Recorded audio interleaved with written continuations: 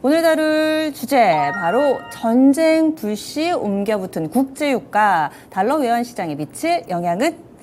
그렇습니다. 간밤에 이 뉴욕 증시에서도 거의 핵심 뉴스가 이 국제 유가 4% 급등 이 얘기를 정말 많이 다루고 있습니다. 그리고 또 지정학적 리스크라는 게 이 전 세계 자산 시장에 골고루 다 영향을 미치기 때문에 이것을 어떻게 우리가 좀 받아들여야 될 것인가, 일시적일까, 그리고 그 향후의 전망까지 이 시간 좀 다뤄보고자 하는데요. 먼저 국제 유가가 급등하나 싶다가 또 한창은 엄청 빠졌잖아요. 그러다가 또 다시 급반등했어요. 추이 좀 봐주세요. 아무래도 이제 WTI 기준으로 저희가 원자재 가격을 많이 트래킹을 하는데요. 최근 WTI가 90달러까지 상회했다가 다시 한번 82달러까지 내려앉은 이후에 최근 전쟁 이슈, 중동 지역에서 발생한 지정학적 리스크로 인해서 86달러까지 다시 한번 좀 올랐고요. WTI가 오른 만큼 네덜란드 TTF라고 저희가 유럽 시장 내에서 천연가스 가격을 트래킹하는 인덱스가 존재하는데 그 네덜란드 TTF 역시도 다시 한번 크게 상승하는 그런 흐름을 최근 좀 연출을 하고 있습니다. 네, 이렇게 상품 시장이 바로 또 반응이 나타나고 있는 상황인데요. 지금 우리가 쉬는 동안에 나왔던 뉴스에서 좀 놓치신 분들도 계실 텐데 증권가에서 좀 보고 있는 이번 전쟁 이슈 좀 정리를 해주시죠. 아무래도 이제 이스라엘 vs 하마스라는 이제 무장단체가 서로 충돌을 한 그런 무력 사태인데요. 이제 하마스라고 한다면 아무래도 팔레스타인에서의 존재를 하는 무장단체를 저희가 흔히 얘기를 하고요. 이스라엘 내에서 가자지구라는 곳을 차지하고 있는 그러한 단체인데 최근 들어서 이스라엘의 무차별적인 로켓을 포격하는 그런 어떤 일종의 전쟁을 감행을 했고 수많은 인질을 데려가서 지금 현재 상황에서는 인질을 데려가고 너희가 우리의 요구 조건을 들어주지 않는 이상 우리는 이거에 대해서 어떤 전쟁 이후의 상황을 개진시키겠다 이렇게 요구를 하고 있는 상황입니다. 근데 사실 지금 이게 10월 7일, 8일에 발생한 사건이기 때문에 아직까지는 완전 초기 단계이기 때문에 이후의 상황이 어떻게 전개될 것인가에 대해서는 아직까지는 불명확하지만 저희가 이거에 대해서 좀 더 알려면 배경을 좀 알아야 된다라는 말씀을 드리는데요. 최근 중동 내에서 가장 크게 좀 이슈가 되고 있는 부분 중에 하나였다라고 한다면 사우디아라비아의 행보입니다. 아무래도 중동의 대장국 오펙 플러스의 수장이라고 한다면 사우디인데 최근 사우디를 미국이 멀리했다가 다시 한번 가까이 하는 그런 흐름을 재차 가동하고 있거든요. 그래서 미국 입장에서는 사우디에게 우리가 너에게 안보를 제공해 주겠다라는 일종의 사탕으로 관계를 개선하려고 노력을 꾸준히 해왔습니다. 사우디아라비아 입장에서는 사우디아라비아는 수니파라는 종교적 색채를 가지고 활동을 이어나가고 있는 곳이고 아무래도 반대편인 이란, 시아파라는 어떤 종교적 색채가 항상 충돌을 하고 있는 상황이거든요. 그 두 개의 어떤 종교적 색채는 서로 엮이기가 좀 어려운 그러한 상황 속에서 놓여 있기 때문에 분쟁 자체가 항상 발생할 수 있는 그러한 곳인데 사우디아라비아의 안보적 협약을 맺어서 본인들의 원유 추출 기구라든지 아니면 원유 생산 단지라든지 이런 것들을 좀 지키고 싶어하는 욕구가 있고요. 그런 어떤 상황을 사실 달갑게 여기지 않는 곳이 이란, 하마스 이런 곳인데 그런 하마스 무장단체가 최근에 이스라엘을 포격하면서 사우디와 미국의 어떤 가까워지는 이런 거를 막겠다의 어떤 이런 가능성을 지금 좀 개진되고 있는 상황이고요. 이러한 시나리오 속에서 아무래도 WTI의 가격은 다시 한번 올랐습니다. 왜 WTI의 가격이 오르냐? 되게 표면적으로만 말씀드리면 첫 번째로는 불행하게도 중동 내에서의 원유 공급이 상당히 많이 영향을 주기 때문에 중동 내에서 지정학적 리스크가 발생하게 되면은 원유 가격이 뛴다라고 말씀드릴 수가 있고요. 그래서 예를 들어 사우디까지도 전쟁이 번지고 각 국가별 아무래도 석유 공급이 원활하지 않는 인프라가 타격을 받게 된다면 공급이 좀 더 우려스러울 수 있다라는 말씀을 먼저 드릴 수가 있고요. 두 번째로는 조금 어려울 수 있지만 최근 하마스라는 무장단체의 뒷배경에 누가 있느냐라고 했을 때 이란이 조금씩은 거론되고 있는 상황입니다. 아직까지 정확한 물증은 나오지 않고 있는 상황이라서 이란이 뒷배다라고 말씀드리긴 어렵지만 이란이 지금 상황에서는 충분히 웃고 있을 가능성이 높다. 그래서 이 전쟁이 격화될 경우에는 이란은 본인이 할 수 있는 어떤 체제를 그리고 경제적인 제재를 가할 수 있는데 그것이 본인들이 관리하고 있는 만 중에 하나를 좀 셧다운 시킬 가능성이 현재까지는 놓여져 있는 상황이다. 근데 그 만이 어떤 역할을 하느냐라고 했을 땐 전 세계 교역량의 30% 정도를 차지하고 있는 그러한 어떤 만이거든요. 그렇기 때문에 이러한 어떤 가능성이 지금 WTI에 반영됐다라고 볼 수 있고요. 현재 86달러까지 재차 오르는데 좀 영향을 주었다. 이렇게 말씀드릴 수가 있습니다. 네, 지금 상황이 물론 초기라고 말씀을 해주셨지만 어떻게 돌아갈지를 전혀 예측이 불가능하더라고요. 우리 쉬는 동안에 나왔던 외신에 따르면 배우가 이란일 것이다 했더니 오늘 아침인가요? 그 새벽쯤에 이란은 우리는 아니야 이랬는데 또 이란하고 사이가 안 좋은 사우디아라비아가 또 팔레스타인 편을 들고 있고 지금 그래서 상황이 어떻게 돌아가는지 예측 불가능한 점차 좀 미궁성으로 빠져들면서 한치 앞을 알 수 없는 그런 상황이 돼버렸는데 그래서 어찌됐든 간에 예전에 역사적으로도 보면은 중동에서 전쟁이 발생하면 결국엔 그거는 에너지 싸움이다. 그 석유 싸움이다. 뭐 이런 얘기들 많이 하잖아요. 이쪽으로 점차 흘러가고 있습니다. 그럼 현재 실시간 상황 좀 보겠습니다. 어떻게 좀 새로 나온 뉴스라든지 아니면 유가 상황이라든지 이런 부분들도 좀 봐주세요. 네, 방금 말씀하신 대로 오늘 아침에 빈 살만이 우리는 팔레스타인 편에 서겠다라고 얘기를 했죠. 아무래도 이스라엘 내에서 사상자가 많아지면 많아질수록 사우디는 이스라엘 편을 들 수가 없습니다. 현재까지는 이스라엘과 사우디아라비아는 사이가 좋지 않은 상황이에요. 아, 그래요? 네, 올 초까지만 해도 이제 빈 살만 왕세자가 본인의 성명서에서 밝힌 내용을 보면은 이스라엘과는 아직까지는 적대적인 상황을 유지하고 있는 그런 상황이었거든요. 그래서 미국은 이스라엘과 사우디아라비아가 서로 화해할 수 있는 수교의 어떤 장을 마련하려고 노력을 했던 상황이었고 사우디아라비아도 그러한 차원에서 미국과의 관계를 회복해야 되겠다라고 생각하고 있는 찰나에 지금과 같은 이슈가 터진 겁니다.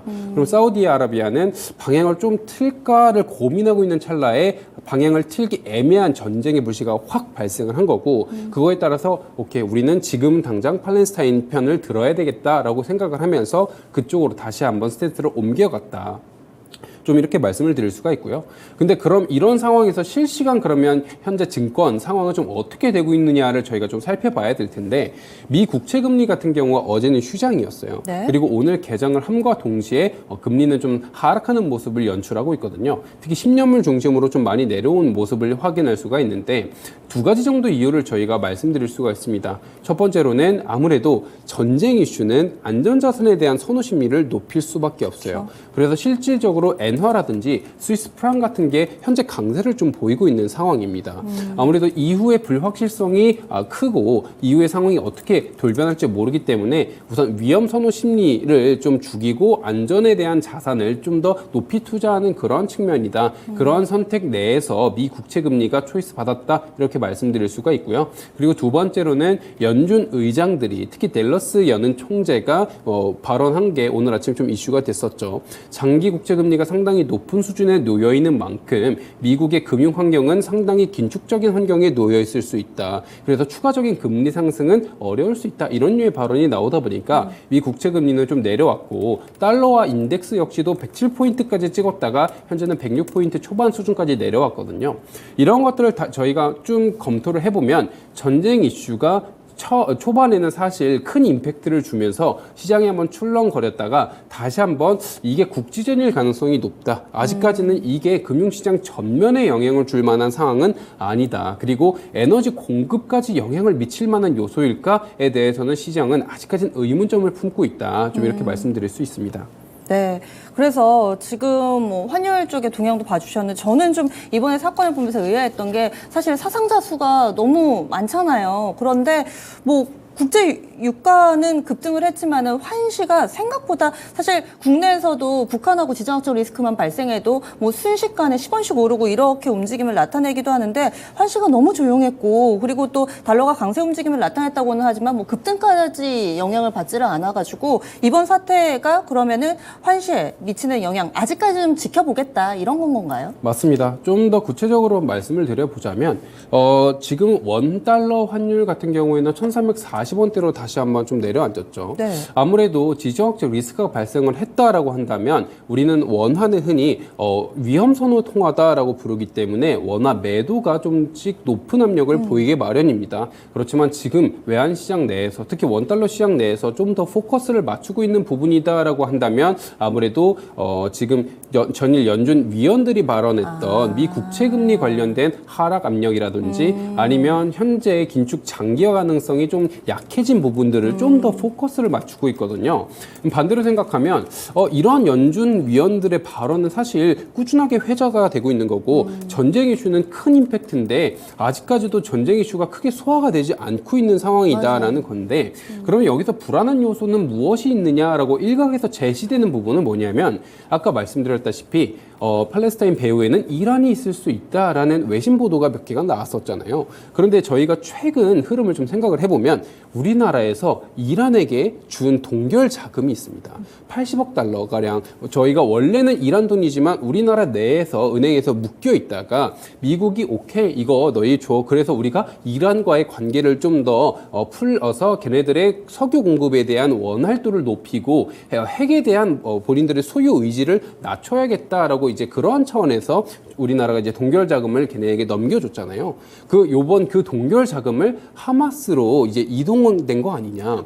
일각에서 이런 발언이 나오고 있습니다. 네. 왜냐하면 지금 이스라엘에 허부어진 그 포격의 수준이 하마스 무장단체가 보유하고 있는 무기 수준보다 월등히 높았다라는 점에서 네. 그럼 이 소스가 어디서 나왔느냐에 대한 어떤 추적이 들어가고 있는 상황이거든요. 그래서 일각에는 이런 발언이 나왔는데 반대 입장도 물론 있습니다. 그렇지 않다. 우리 그 80억 달러라는 자금을 줬을 때는 그 자금을 사용했을 때는 인도적 차원에서 그 자금을 사용하는데 우리가 동의한 거다라는 얘기가 있었기 때문에 네. 그 자금이 그렇게 흘러 들어간 건 아니다라고 반대하는 의견도 있습니다. 저는 아직까지는 투자의 의견이 좀 더 가능성은 높다고 봐요. 다만 우리나라가 이것과 완전 무관하다고만 볼 수 있느냐라고 했을 땐 그렇지 않을 수 있다라고 말씀드릴 수가 있고요. 그리고 또 한 가지 말씀드리고 싶은 건 결국에는 이란 vs 이스라엘 체제로 만약에 종결됐을 때 그럼 이란이 아까 말씀드렸듯이 그 해안만 하나를 막을 수 있다라고 말씀을 드렸잖아요. 근데 그 해안만 자체가 사실 전 세계 수출 동향, 그 원유에 대한 수출 해양 동향을 30%가량 차지하고 있지만 우리나라로 수입되고 있는 그 부분은 거의 80%를 차지하고 있는 그런 지금 저기 해역입니다. 화면에 나오는 저기죠? 네, 많이 맞습니다. 기사에서 나오는 호르무즈 뭐 이쪽이 이쪽인가요? 네, 맞습니다. 호르무즈 해협이라고 페르시아만이랑 이제 네. 오만만이랑 좀 같이 연결되어 있는 부분이거든요. 여기 막으면은 이제 원유 공급이 잘 안 되는 거잖아요. 맞습니다. 그래서 사실 약간 옛날에 러시아가 독일을 상대로 노드스트럼을 가스관을 열었다 잠갔다 했던 일종의 이제 네. 에너지 무기화를 했었잖아요. 이란도 마찬가지로 그 비슷한 행보를 좀 보일 수 있지 않을까라는 우려가 좀 소폭 발생을 하고 있는 거죠. 이제 그런 상황 속에서 이게 만약에 좀 더 차질이 생긴다라고 했을 때 네. 우리나라 원유 공급에 있어서도 차질은 불가피할 수밖에 없다라는 우려까지도 연결될 수 있다. 그렇기 때문에 이 전쟁 상황을 조금씩은 더 트래킹을 해야 되는 네. 상황이다라는 말씀을 드리는 거고요. 네. 근데 역사적으로 봤을 땐 사실 이러한 전쟁 종국의 에너지 가격에 어떤 영향력을 크게 주었는가? 결국에는 이스라엘은 결국 미국의 어떤 서로 동맹국인 상황인데 비호를 받고 있죠. 네, 이런 상황인데 지금 이스라엘 내에서의 정권이 상당히 시끄러운 상황이에요, 사실. 그 정권이 상당히 시끄러운 상황 속에서 하마스라는 무장단체가 치고 들어온 건 사실이거든요. 그래서 이제 하마스 무장단체가 어떤 사실 계기라고 본다라고 했을 때는 여러 가지 계기가 있을 수 있겠지만 왜냐하면 이스라엘이 걔네를 이제 가자지구에서 몰아내고 싶어하는 그런 어떤 행동도 있었거든요. 뭐 여러 가지 계기들이 있을 수는 있겠지만 결국에는 이 끝에는 이스라엘이 사실 전쟁으로 이거를 끝맺음하진 않을 거다라는 게 컨센서스고 그거에 따라서 아직까지는 외환 시장의 변동성이 그렇게 크게 보이지는 않고 있는 상황이다. 오히려 이제 연휴 기간 동안에 나왔던 고용 지표라든지 아니면 최근에 이제 연준 위원들의 발언이라든지 그래서 이제 미국 내에서의 긴축 장기화 가능성보다는 긴축의 실질적 효과가 미국 경제에 미칠 수 있는 효과들, 신용카드 연체율이라든지 이런 거에 조금씩 포커스를 맞추고 있는 상황이다. 이렇게 좀 정리드릴 수가 있습니다. 지금 당장 그러면 시장에서 주목하고 있는 게 이 미국의 금리 상황이라든지 경제 상황이지 이 중동의 지정학적 리스크는 좀 지켜보자라는 상황일 텐데 그럼 다시 결론으로 들어와서 우리 환율이 만약에 이것이 급마무리가 됐어요. 일찌감치 조기에 끝나서 이제 좀 원활하게 해피엔딩이라고 말씀드릴 수는 전혀 없을 것 같고요. 어찌됐든 간에 일찍 좀 마무리가 되면서 피해를 최소화할 수 있을 경우와 그리고 우크라이나, 이 러시아처럼 생각보다 좀 장기전으로 갈 때 두 가지의 시나리오에 따라서 환시는 어떻게 좀 밴드를 잡아봐야 될까요? 네, 우선 첫 번째 시나리오대로 전쟁이 빠른 시일 내에 속전됐을 때 그런 경우에는 사실 WTI가 지금 86, 7까지 올라갔던 게 다시 한번 제자리를 찾을 수 있고요. 그럼 82, 3 정도까지 내려올 수 있고 그럼 국제유가가 좀 하방 압력을 받았을 때 에너지 공급에 대한 우려는 조금 가라앉을 수가 있죠. 사실 최근 이제 겨울로 점차 접어들고 있는 상황 속에서 네. 에너지 공급에 대한 우려 그리고 수요에 대한 우려 이런 것 때문에 가격이 좀 올랐던 거잖아요. 근데 그러한 어떤 불안이 좀 잠식된다라고 했을 때는 환율은 하방 안정을 좀 받을 수 있고요. 네. 그러면 이제 1,340원대가 지금 현재 하방 경직성을 보이고 있는데 그 구간을 좀 뚫고 밑으로 내려갈 수 있을 만한 여지는 있다. 좀 이렇게 말씀을 드릴 수가 있고요. 만약에 이게 장기화된다라고 했을 때는 아까 말씀드렸다시피 국내 에너지 물가에 대한 상승 압력이 재차 오를 수가 있습니다. 현재 우리나라 이제 국내 소비자 물가 지수가 3.7% 정도로 다시 한번 오르고 있는 상황 속에서 기저효과가 빠졌기 때문에 3.7%까지 올라갔다가 당국의 입장이고 2.3%까지 봐야 했던 게 3.7%까지 올라간 거는 사실 수입 물가가 올라가서가 아니라 그냥 그 전에 기저효과가 제거됐기 때문이다라고 말을 하고 있는 상황이거든요. 그래서 이후에는 다시 한번 내려올 거다로 얘기를 하고 있는 상황인데 여기서 다시 한번 수입 물가가 올라가고 수입 물가가 올라가게 되면은 기업들 입장에서는 비용이 올라가고 소비자 입장에서는 실질적 물가가 올라가기 때문에 그럼 다시 한번 금리 인상에 대한 가능성이 좀 유입되고 있는 상황이거든요. 현재 다행히도 한국은행 같은 경우에는 우리나라 내에서는 전문가들 사이에선 기준금리가 거의 고점에 도달했다가 컨센서스인데 그 컨센서스가 좀 무너지는 상황이 놓여진다라고 했을 땐 이게 자국뿐만이 아니라 미국에까지도 같이 영향을 줄 수 있기 때문에 이건 재차 환율 상승의 압력으로 연결될 수가 있다. 좀 이렇게 말씀드릴 수가 있습니다. 예, 알겠습니다. 어찌됐든 간에 빠른 시일 내에 좀 많은 피해 없이 마무리되기를 바라보도록 하겠습니다. 그리고 하나 더 있다면은 고래 싸움에 우리가 새우가 되지 않기를 또 간절히 바라면서 우리 경제에 미칠 영향 워낙에 좀 큰 이슈니까요. 계속해서 지켜봐야 되겠습니다. 오늘 쉽게 풀어주신 NH선물 김승혁 연구원과는 여기서 인사 나눌게요. 고맙습니다. 네, 감사합니다. 네, 지금 이제 막 진행이 되고 있는 이 지정학적 리스크 그리고 한동안 안 보셨을 이 원전 이슈까지 오늘 이 시간 토마토랜드에서 꼼꼼하게 살펴봤습니다. 지금 시장 분위기가 많이 바뀌고 있습니다. 빠르게 바뀌고 있는 오후장이어서 안전벨트 든든히 매셔야겠습니다. 코스닥이 1% 넘게 하락하고 있고요. 코스피 같은 경우도 탄력이 많이 줄어서 이 정도 상황이면 하락 전환 임박으로 좀 보셔도 될 것 같습니다. 변동성 큰 우리 증시 오후장까지 조금 더 집중력 발휘해 보시고요. 지금까지 다양한 투자 판단에 대한 도움 말씀드렸습니다. 종목의 상승 하락을 보장하지는 않습니다. 고맙습니다.